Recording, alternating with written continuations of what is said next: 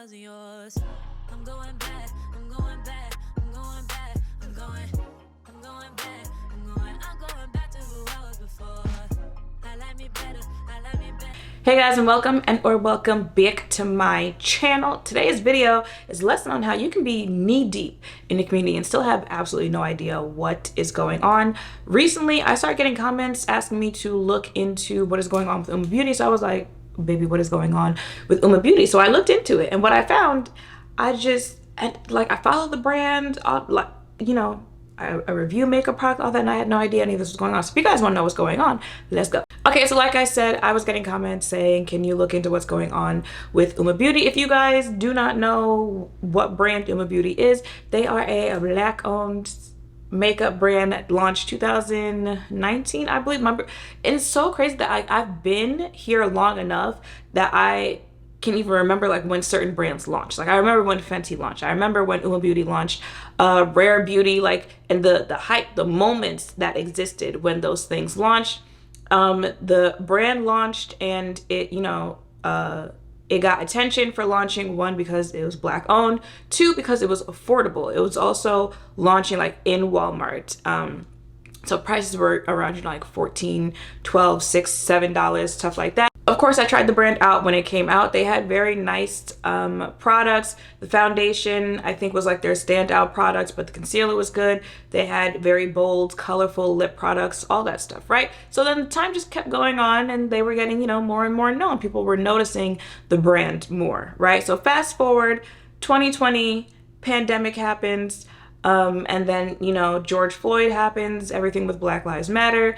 And at that time, it was very much so like in your face with, you're not going to ignore Black customers, Black businesses, Black owners, all of that stuff, right? So if you guys remember, Uoma Beauty was also known because they came up with the pull up, I don't believe it's pull up or shut up, but it's like pull up challenge, where they were challenging brands to make it known how many Black, employees that they have in the company. That was met with very varying responses. Like some people were like, yeah, we need to know, we need to make sure that there are people that look like us in the boardroom, because you can very much so tell when they are not, because certain things that are launched, certain ads that get approved, you're like, if there was someone who was of the community that is now offended by whatever is happening in that room when this decision was made, they would have said, nah, y'all probably don't want to do this. So there were people who did like that, and then there were some people who were like, baby, what is that going to do? Like, and also there were people who took that as, you're begging, like you should get it off the merit, not the fact that, you have to force brands to want to include you, stuff like, which, okay. But anyway, that's how that was received. And if you guys also remember, let me see what it's called. Make It Black initiative. So they were part of the Pull Up for Change. I know it wasn't Pull Up or Shut Up. I know some people were calling it Pull Up or Shut Up, but also some people didn't even realize who was the initiator behind this challenge, which is why people were confused on what the name was called. But they also had the Make It Black initiative. So if you guys didn't see that or didn't know what that was, basically they were partnering with different brands, and they would reproduce like the brand's top products, but the packaging would now be Black. So one brand I remember off the top of my head that they did that with was ColourPop, and they just changed the packaging to Black, literally the color Black. Again, it was met with, varying responses. Some people were like, yeah, and then some people were like, literally, what does this do? Like, what does this approve? So now that, people are saying, what happened to them, blah, blah, blah, it stuck out to me that I didn't see any of that this year. And, February is Black History Month. And that's usually when you hear about it, or usually when you see brands coming out with the, Make It Black initiative, doing the flip over to Black packaging. I didn't see none of that this year. So it's starting to make sense on why I didn't see any of it. So that's just a little quick rundown what you might know the brand for. Also, it's not just Black owned, it's Black woman owned, and that was just a little rundown about it, right? So I start looking into what is going on with the brand. Now, if you go to the brand's Instagram page, they have not posted since August 2023. That's already a red flag. I start looking into it, and remember I said that they came out and they were in Walmart? Well, different retailers that they have their products available in have started marking down their prices to like $7, $6. And usually when brands start doing that, they are trying to, get rid of any product that they might still have so that they can kind of phase the brand out. People joke like, oh, if your brand starts making it TJ Maxx, like there might be trouble ahead, but you guys get the point with what I'm saying, right? So I started noticing that brands are marking down what product that they do have so that they can just kind of get it out of the store. I did look on Ulta's website because Ulta is a website I know, sells Uoma Beauty, and it was still full price at Ulta, so I'm not sure what's going on there. Keep looking into it. I see it say that the UK government is, threatening to shut the brand down. So I was like, ooh, hold up. So, Uoma Beauty, the inclusive makeup brand founded by Sharon Shooter, is at risk of closure by the UK government as customers say they're not receiving recent orders. The brand faces being struck off the register and dissolved no less than 2 months from today, the 28th of November, 2023, according to a First Gazette notice on Uoma Beauty Group Limited's company's house. So basically, because I believe the owner, it was supposed to be like London based and LA based, which is where the UK is coming into this. But they were threatening to, shut the brand down because they were behind on paying their accounts, like months behind paying their accounts. And also because customers were saying like, it's been weeks, it's been months. Where is my order? You go on the company's Instagram page, which is usually, if you're ever trying to figure out like what is going on with your package, if you go to the social media pages, stuff like that, and read the comments, you'll most likely see other people saying like, where's my package? Because that's how people know they're going to get a response, because brands don't want that. They do not want attention like that on social media because they are trying to promote themselves on social media. So that's probably your best bet to get a response if you're not getting a response from customer service, like on the website or anything like that. But you go in the comments and it's just, I placed an order 5 weeks ago. I placed this order. Are you going to give my product? Are you going to give me a refund? Why is no one answering? Keep looking into this. And not only can you not get an answer from customer service, but you can't get an answer from anyone who works there. Like, news, journalists, stuff like that, were trying to reach employees. So they were going on LinkedIn and trying to contact anyone who had that they worked at Uoma Beauty on their LinkedIn, and the messages were just bouncing back. Those people did not work there anymore. They were getting no response, none of that, right? So that's why they were threatening that they were going to take it off the register in the UK. Now, you might say, okay, well, what about the owner? Like, if you can't get a customer service person, if you can't get the social media manager, what about the owner? People are also very quick to do that as well. Remember I said she was very public, like people knew who the owner was. So I also did not realize that the owner had stepped down as chief executive mid last year, like summer of last year. She stepped down and she had a social media post, June of last year. She posted a social media post. Says, after 5 long years as a CEO and 17 years of corporate grind, I have decided to give up the suit for good and say farewell to the boardroom. It's a very long, I'll just post it here if you want to pause and read it. But basically she is saying that like, overworking and just how much work was and everything that was on her shoulders, like being the owner and all that stuff, caused a lot of health issues. She was hospitalized earlier last year. Was scared it was stomach cancer. Thank God that it was not. But she was on medical leave and all that stuff, and it was just like, okay, I need to take a moment back, step back, and just like reevaluate the situation. After reevaluating the situation, was no longer going to be chief executive for the company, but she was supposed to still be on as like a consultant type thing, like, just giving her opinion where she wants the brand to go, stuff like that, blah, blah, blah, blah. So she had stepped down in June 2023. So people were also reaching out to her as like a I guess they also didn't know that, you know, she wasn't in charge anymore, but they were getting no response. She wasn't responding either. They did bring in someone to replace her. That person left, couldn't get a response from that person. And then they did replace that second person as well. Couldn't get a response from that person as well. Nobody was getting a response. Okay, so follow timeline. She stepped down June 2023. Last Instagram post was August 2023. UK threatens to shut it down November 2023. So December 2023, Uoma Beauty was actually purchased by MacArthur Companies. And that was, I think they said before they had, you know, I don't even remember the different industries that they had companies over.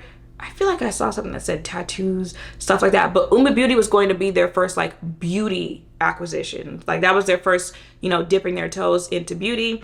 And they said, we saw an opportunity to save this company and turn it completely around, said Todd Boren, managing partner at the MacArthur Companies, in a joint interview with Bracken Ferguson on November 30th. He said Uoma Beauty's sales reached $15 million in 2022.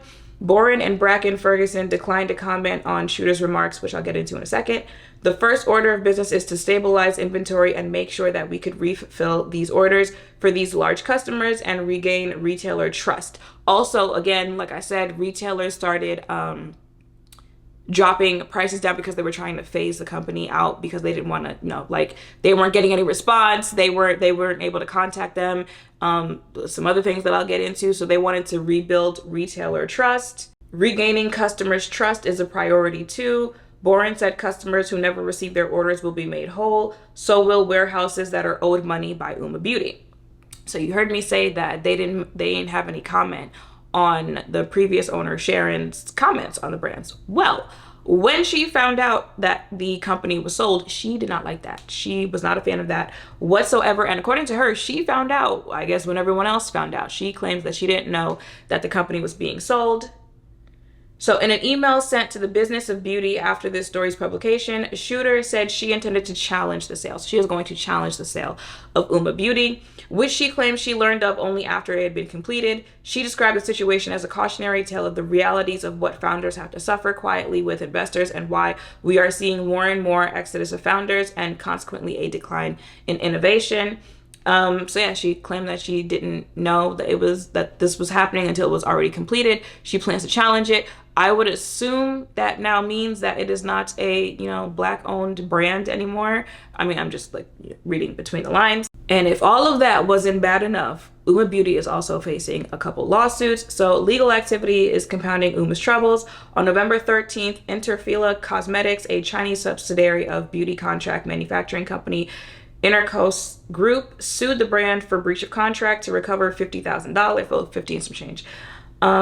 It claims Uoma owes it for cosmetic products.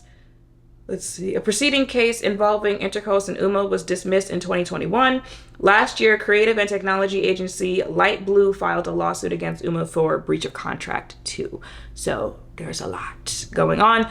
And it sounds like a lot of it comes down to money.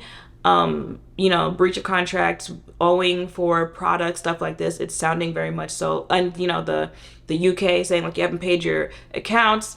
It's sounding like, well, baby, I can't squeeze, lemon juice out of a dry lemon. I ain't got it, which is not funny, but you get the point. It's just sounding like, you know, I didn't have the money to do that. Now, where the money was going, all that, I don't know. That's not for me to know, but it sounds like that is where a majority of these issues are coming from, because they're pretty much, you know, financial issues. It's not like they really did anything to get them canceled, right? It's not like a social issue, because some brands, you know, their downfall, why they have to close out, stuff like that, is a social reason. They produce something, they say something that, you know, kind of turns people off from purchasing from them. So it sounds like their main issue was a financial issue. And the way that it's being solved right now is some other brand has acquired it, and they claim that they are going to fix all of the problems that the brand has as far as it being financial, you know, regaining retailer trust and regaining customer trust, because now, you know, it's like, well, why would I want to give you money again when I just had to wait, you know, months, because I'm sure people are probably still waiting. This was just like December.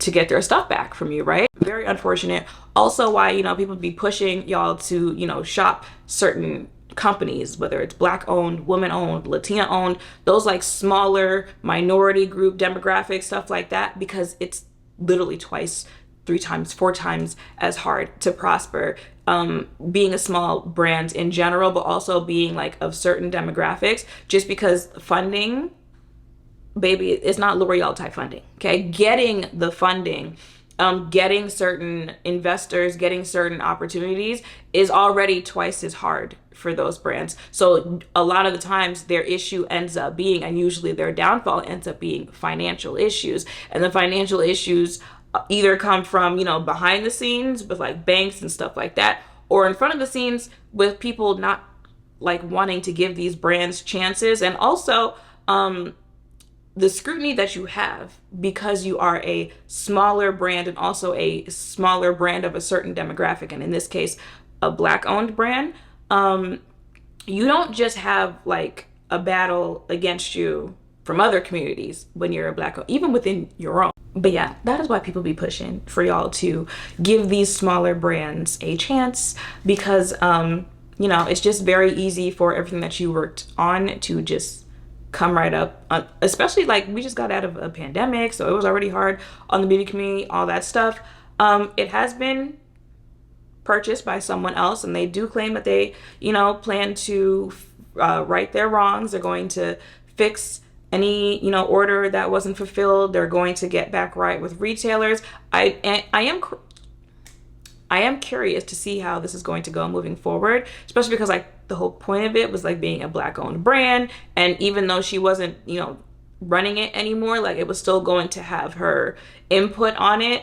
But, you know, she plans on challenging it. So you would assume the relationship is not, you know, there between the two. Also, I don't know if you guys saw, but like Uoma Beauty had come out with like a hey Sharon, like it was like a small, like a sister brand to Uoma Beauty that was also in Walmart, and I'm pretty sure they said they have like no intentions of continuing that. So I kind of want to see where this goes.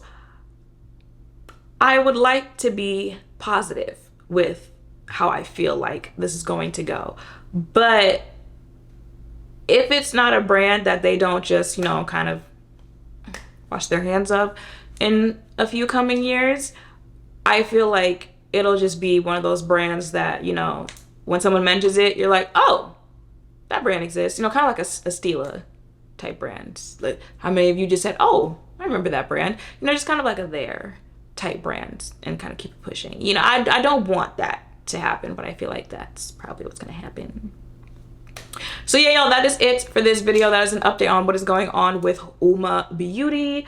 And yeah, I also saw someone ask me to point out what's going on with Mented. I don't know what's going on with Mented. Baby, if you know something's going on with Mented, let me know in the comments down below so I can just do a deep dive, because where are our Black owned makeup brands going? Where are they going? I mean, I know where they're going, but again, sad. So that is it for this video. Make sure to thumbs up, comment, subscribe, turn notification bells down below. Thank you all for watching. I'll see you in the next one. Bye.